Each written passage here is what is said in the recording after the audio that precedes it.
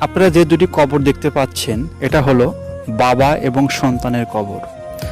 বাবার লিভারের সমস্যা ছিল, সন্তানের স্বপ্ন ছিল বাবাকে উন্নত চিকিৎসা দিয়ে বাবার হাসিখানা মুখটা আবার দেখবে।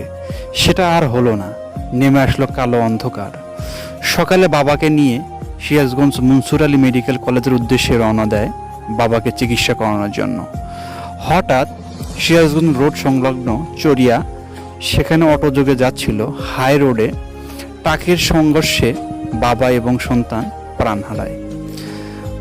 বাবার মাথার উপর দিয়ে ট্রাকের চাকা যায় এবং সন্তানের পেটের উপর দিয়ে ট্রাকের চাকা যায়।